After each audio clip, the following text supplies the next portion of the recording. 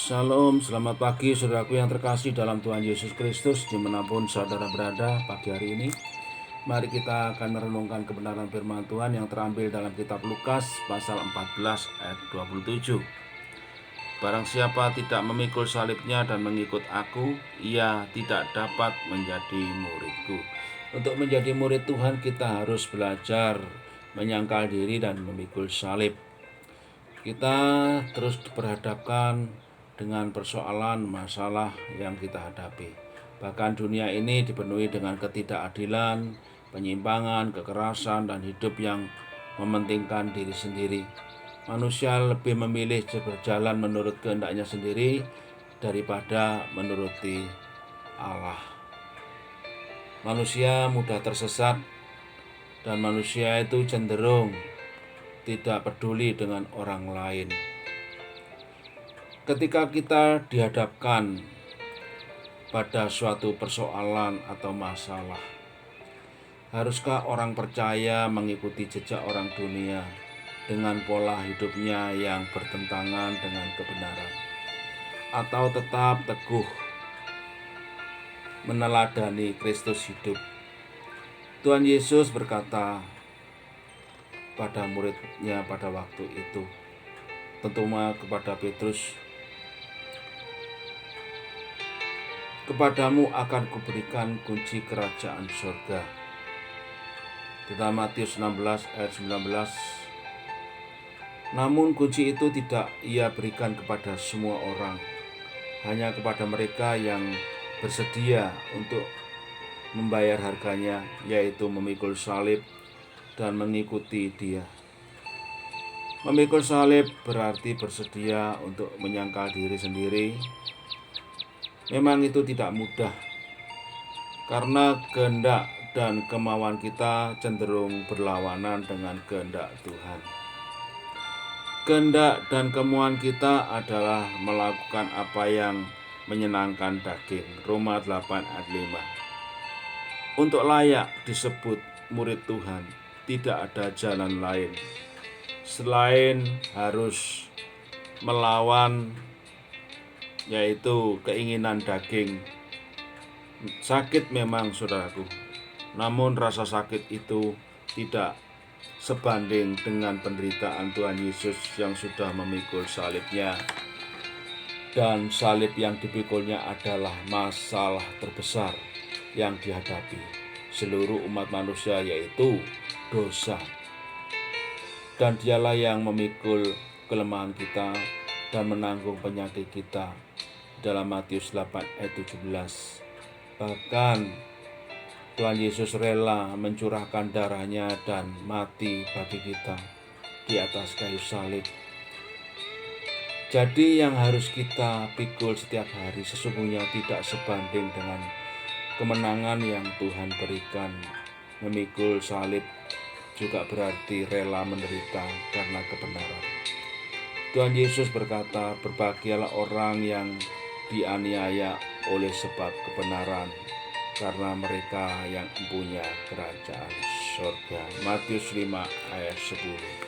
Saudaraku yang terkasih, bahwa Yesus telah mati di atas kayu salib. Dia mati, dikuburkan dan dibangkitkan pada hari yang ketiga, dan dia naik ke surga, dan dia mengutus Roh Kudusnya untuk memberikan kekuatan di dalam setiap kehidupan kita, sehingga kita terus belajar. Bahkan Yesus mengatakan, "Marilah kamu hai sekalian yang letih lesu dan berbeban berat, datanglah kepadaku, pikulah kuk yang kupasang dan belajarlah kepadaku, karena aku lemah lembut dan rendah hati, maka jiwamu akan mendapat ketenangan." Di dalam memikul kuk itu Tuhan sendiri juga turut merasakannya, saudaraku, bahwa kita belajar kepada Tuhan Yesus, dan di situ karena Tuhan Yesus itu lemah lembut dan rendah hati, maka kita harus belajar untuk menjadi rendah hati. Kita harus menjadi lemah lembut, yang artinya kita harus memikul salib setiap hari. Saudaraku, inilah renungan pagi hari ini yang membawa kekuatan bagi kita semuanya. Mari kita berdoa. Tuhan Yesus, pagi hari ini anak-anak-Mu yang sudah bangun pagi Tuhan untuk mempersiapkan sepanjang hari ini, karena jalan yang kami hadapi saat-saat ini banyak rintangan, banyak tantangan, tetapi kami percaya Tuhan memberikan kekuatan dan kami belajar untuk tetap kuat di dalam kita memikul salib. Oleh sebab itu pagi hari ini Tuhan berikan kekuatan buat setiap anak-anak-Mu di saat-saat menghadapi tantangan, kesulitan, kesukaran apapun. Tuhan pimpin sehingga kami cakap untuk menanggungnya. Terima kasih Tuhan, di tengah-tengah situasi yang sulit dampak dari pandemi COVID-19 ini banyak kesulitan yang dihadapi, baik ekonomi, baik pekerjaan, tetapi kami percaya Tuhan tetap memelihara. Di balik kesulitan ada rencana Tuhan yang indah. Oleh sebab itu kami berdoa pagi hari ini untuk saudara-saudara kami yang sedang mengalami pergumulan pagi hari ini Tuhan, baik kebutuhan hidup, baik itu keuangan, Tuhan tolong supaya mereka dicukupi dan mereka ditolong oleh Tuhan, dan kami percaya bahwa Tuhan itu sanggup memelihara. Tuhan Yesus, tengah-tengah kesulitan ini Tuhan, kiranya anak-anak Tuhan tetap terlindungi, dijauhkan dari wabah virus corona ini Tuhan, biar anak Tuhan tetap sehat. Dan saya percaya pagi hari ini Tuhan memberkati apa yang dikerjakan Tuhan, Kau buat menjadi berhasil. Yang lemah Tuhan kuatkan, yang susah Tuhan hiburkan, yang jatuh Tuhan angkat, yang terikat Tuhan bebaskan, yang terbelenggu Tuhan lepaskan. Tuhan, kami serahkan anak-anak-Mu dalam tangan pemeliharaan-Mu ya Bapa. Kami berdoa juga Tuhan, dalam situasi yang sulit kami tetap memberkati bangsa negara kami yang kami cintai. Dan kami berdoa untuk Bapak Presiden yang mengemban tugas Tuhan untuk memimpin dari negara kami dari Sabang sampai Merauke Tuhan. Di tengah-tengah kesulitan berikan kekuatan hikmat yang daripada-Mu. Kami juga berdoa Tuhan para kabinet kerja ini Tuhan, kami percaya Tuhan memberikan kekuatan, ada kerjasama yang baik sebagai pembantu presiden. Tuhan tolong juga TNI, Polri sebagai garda terdepan untuk mengamankan bangsa dan negara kami Republik Indonesia, juga Polri untuk menjaga keamanan di negeri kami ini Tuhan, sehingga tidak ada kekacauan apapun. Kami percaya Tuhan menyertainya. Kami juga berdoa buat para medis, para dokter, relawan, perawat yang sudah bekerja dengan keras, mereka mengorbankan jiwa raganya untuk menangani pasien COVID-19. Tuhan berikan kekuatan Tuhan, kiranya Tuhan berikan kemampuan Tuhan, dan dijauhkan dari tertular virus ini. Kami percaya Tuhan, saat-saat yang dihadapi, saat-saat yang sulit, Tuhan berikan kekuatan, kemampuan.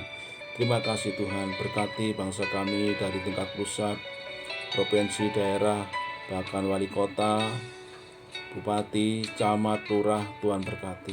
Kami serahkan bangsa ini dari Sabang sampai Merauke ke dalam tangan kuasa-Mu. Terima kasih Bapa, terima kasih. Kami juga berdoa untuk hamba-hamba Tuhan.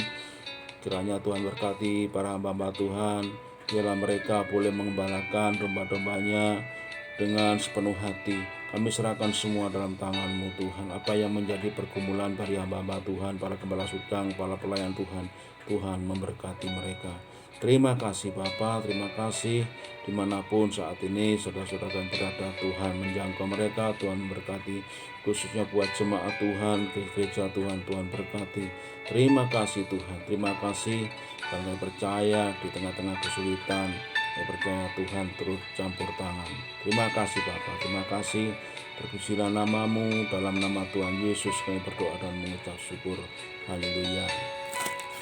Amin. Terima kasih, Tuhan Yesus memberkati.